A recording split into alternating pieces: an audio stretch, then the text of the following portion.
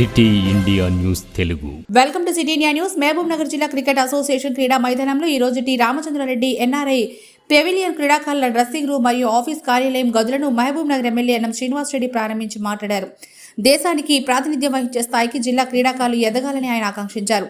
మహబూబ్ నగర్ వెనకబడిన జిల్లా అయిన క్రీడల్లో మాత్రం వెనకబడిన జిల్లా కాదని ఆయన చెప్పారు. రాష్ట్రానికి దేశానికి పేరు ప్రఖ్యాతులు తేవాలని క్రీడాకారులను కోరారు. రాష్ట్ర ముఖ్యమంత్రి రేవంత్ రెడ్డి నాయకత్వంలో తెలంగాణ రాష్ట్ర క్రీడలకు అన్ని విధాల సహాయ సహకారాలు అందజేస్తామని ఆయన అన్నారు. క్రీడాకారులకు మౌలిక సదుపాయాలు కల్పించడం పైన గత ప్రభుత్వం వివక్ష చూపించిందని ఆయన ఆవేదన వ్యక్తం చేశారు. జగన్మోహన్ రావు గారు, అలాగే వారితో పాటు దేవరాజు గారు సెక్రటరీ, వైస్ ప్రెసిడెంట్ అజిత్ గారు, శ్రీనివాస్ గారు ట్రైనర్, సునీల్ అగర్వాల్ గారు,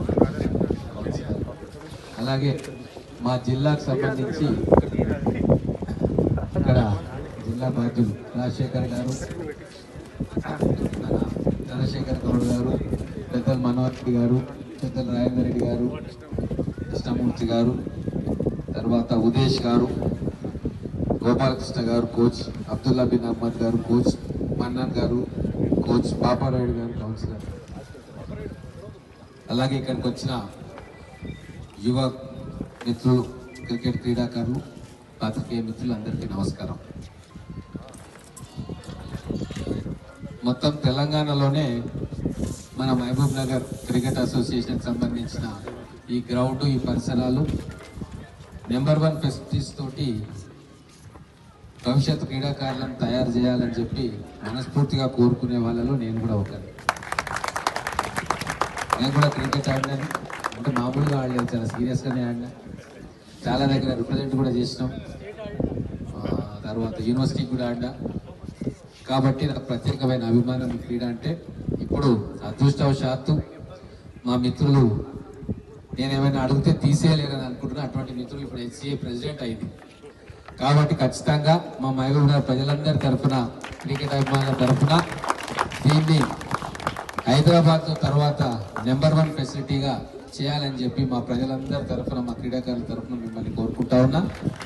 మాకు ఇంకొక 5 ఎకరాల స్థలం ఇప్పించాలా, తర్వాత ఇండోర్ స్టేడియం లాగా దీన్ని ఏమంటాం స్టాండ్స్ కావాలా, రాష్ట్ర టోర్నమెంట్స్ ఇక్కడ ఏర్పాటు చేసుకునే అవకాశం కావాలి.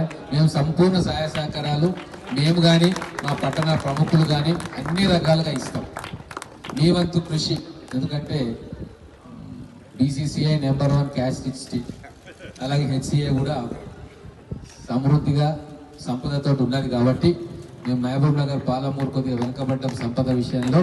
కాబట్టి మీరు ఇక్కడ మాకు ఫెసిలిటీస్ ఇస్తే మేము జాతి రత్నాలను రాష్ట్రానికి, దేశానికి అందించే ప్రయత్నంలో మా వాళ్ళందరూ కూడా సిన్సియర్గా చేస్తాం.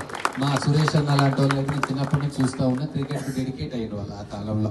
తర్వాత ఎంతో మంది ఇక్కడ క్రికెట్ను అభివృద్ధి చేయడానికి వాళ్ళ ఉద్యోగాలన్నిటి కూడా పక్కన పెట్టి చాలా అహర్నిశలు శ్రమపడ్డ విషయం నాకు తెలుసు.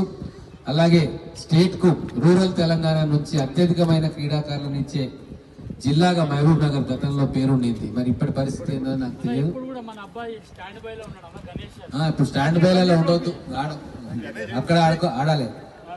కాబట్టి ఖచ్చితంగా ఒక 5-6 మంది ప్లేయర్లను మన జిల్లా నుంచి ఎప్పటికి కూడా ఇవ్వాలి. Ranji trophy, very good, very good, congrats. ఏం పేరు? గణేష్. గుడ్ గుడ్,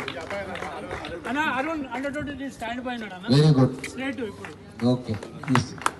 ఖచ్చితంగా ఇంకా కష్టపడి మెయిన్ టీంలోనే మనకు 3-4 ప్లేయర్స్ మన జిల్లా నుంచి రావడానికి నా వంతు సహాయ సహకారాలు, కోచ్గా మీ సహాయ సహకారం, క్రీడాకారులుగా మీ కష్టం ఇవన్నీ కూడా ఉండాలని కోరుకుంటూ, వేరే 2-3 కార్యక్రమాలు ఉన్నాయి చూసుకొని హైదరాబాద్ పోవాలి. మళ్ళీ ఒకసారి తిరిగ్గా వచ్చి మన ప్లాన్ ఏంది, భవిష్యత్తు ఇంకో 3 సంవత్సరాలు జగన్మోహన్ రావు గారు ఉంటారు ప్రెసిడెంట్గా. కాబట్టి వాడుకున్న వాళ్ళకు వాడుకున్నంత, అంతే కదా.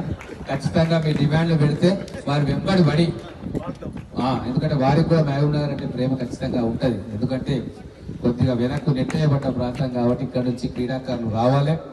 ఒక్క క్రీడాకారుని చూసి 1000 మంది క్రీడాకారులు స్ఫూర్తి పొందాలి. కాబట్టి మీ అందరి సహకారం కావాలని చెప్పి కోరుకుంటూ, నా సంపూర్ణ సహకారాలు అవుట్ ఆఫ్ ద వే కూడా పోయి ఇక్కడ ఒక మల్టీప్లెక్స్ స్పోర్ట్స్ కాంప్లెక్స్ రావడానికి మనం అందరం కలిసి కృషి చేద్దాం. దానికి హెచ్సిఏ ప్రెసిడెంట్ చాలా చిన్న వయసులోనే హెచ్సిఏ ప్రెసిడెంట్ అయింది కాబట్టి